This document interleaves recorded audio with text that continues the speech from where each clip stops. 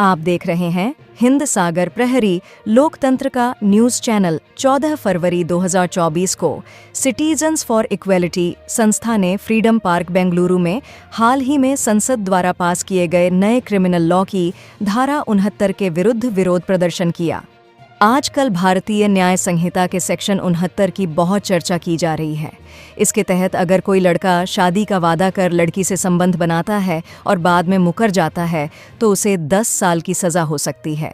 हमारे संवाददाता ने विरोध कर रहे सिटीजन्स फॉर इक्वेलिटी संस्था से बात की। Today we have gathered here to protest against the new law which has been brought, BNS 69, भारतीय न्याय संहिता 69.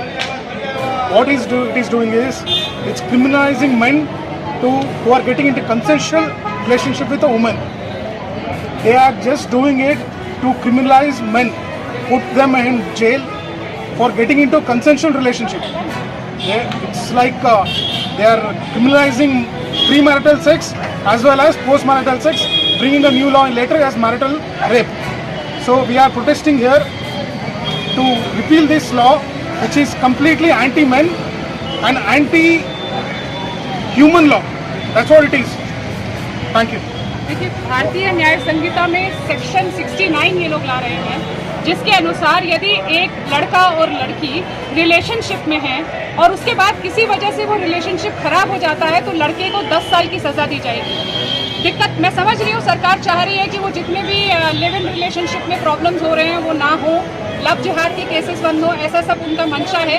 लेकिन यहाँ पर क्या होगा ना, उसमें उस पर अटैक होगा नहीं। यहाँ पर जो लड़के जो है जो रिलेशनशिप में हो या ना हो, या लड़की सिर्फ कह ही दे कि मैं इसके साथ रिलेशनशिप में थी और अब ये किसी और से शादी कर रहा है, तो उसके ऊपर केसेस हो जाएंगे जो कि प्रॉब्लमेटिक है। और इसीलिए हम चाहते हैं कि सेक्शन 69 को तुरंत के तुरंत रोल बैक किया जाए। लाना भी चाहती है सरकार तो जेंडर न्यूट्रल लाए, दोनों ही जेंडर्स के ऊपर जो है अकाउंटेबिलिटी की जाए कि भाई आप एक गलत काम कर रहे हैं। अगर आप एक स्वस्थ समाज की रचना करना चाहते हैं और आप जेंडर न्यूट्रल रखना चाहते हैं, हम भी चाहते हैं कि लैंगिक समानता हो देश में, लेकिन ये कानून लैंगिक समानता के बिल्कुल ही विरुद्ध है।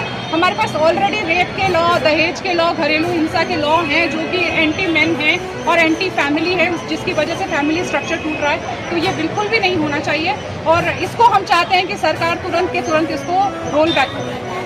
जब ये लॉ बन रहा था उस समय आपने क्यों नहीं प्रोटेस्ट किया? बिल्कुल प्रोटेस्ट किया था, हमारा प्रोटेस्ट बहुत दिन से चल रहा है, लेकिन उन लोगों के कानों पे जूं ही नहीं रेंग रही है। हम लोगों ने ऑनलाइन पिटिशंस फाइल किए हैं, हम लोगों ने पार्लियामेंट्री दिल्ली में हमारे एक्टिविस्ट आज प्रोटेस्ट कर रहे हैं, वो लोग दिल्ली तक गए हैं सारे एमपी से बात करने के लिए, लेकिन कोई भी इस बात को सुनने के लिए तैयार नहीं। आपका एमपी कौन है? यहाँ से मैं बैंगलोर साउथ में हूँ, हमारे एमपी जो है वो तेजस्वी सूर्या है। आपने बात किया? मैंने बिल्कुल बात करी है उनसे। क्या बोले हो? उन्होंने बोला बिल्कुल इस बारे में मैं बात आपकी बात पहुंचा दूंगा, ऐसे बोला, क्योंकि मैं एक ऑथर भी हूँ तो मैं अपनी बुक भी प्रेजेंट करने गई थी। डिबेट की टाइम पर उन्होंने इस बात को रखा? मैंने नहीं देखा किसी भी एमपी को अभी तक इस बारे में बात करते।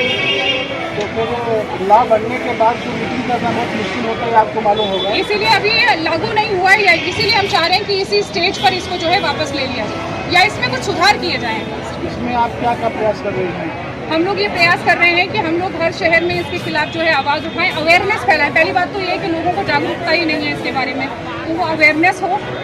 मुंबई में भी हो रहा है, गुवाहाटी में, कोलकाता में, आज हमारे यहाँ दिल्ली में भी हो रहा है, तो हम लोग बैंगलोर में इतने लोग इकट्ठे हुए हैं आज के इस बारे में एटलीस्ट अवेयरनेस फैलाएं और एमपीज़ को लिखें। ऑनलाइन पिटिशन ऑलरेडी फाइल्ड है, सोशल मीडिया से भी हम लोग बात कर रहे हैं और मीडिया चैनल्स में भी मुझे बुलाया जाता है, तो मैं वहाँ भी रिप्रेजेंटेशन दे रही हूँ।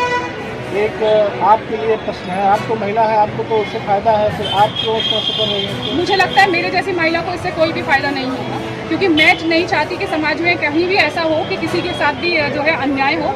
कल को ये मेरे बेटे के साथ हो सकता है, मेरे भाई के साथ हो सकता है, किसी मेरे और रिलेटिव के साथ हो सकता है। मैं महिला होकर कोई ऐसा देश को नहीं बना लूँगी जहाँ सिर्फ महिलाएं हो। रहना तो हम लोगों को पुरुष के साथ है और हमको मैस्कुलिनिटी और फेमिनिटी का एक बैलेंस बना के रखना है। तो आप लोग रिटर्न में क्या काम कर रहे हैं? एक तो आपने फाइल किया है, दूसरा हम लोगों ने कोर्ट में भी फाइल किया हुआ है, PIL फाइल जी, एडवोकेट भूपेंद्र सिंह हैं और बाकी लोग मिल करके हम लोगों ने फाइल किया हुआ है। हम लोगों के डेलीगेट्स बनाकर हम लोग एमपी से मिलने भी जा रहे हैं।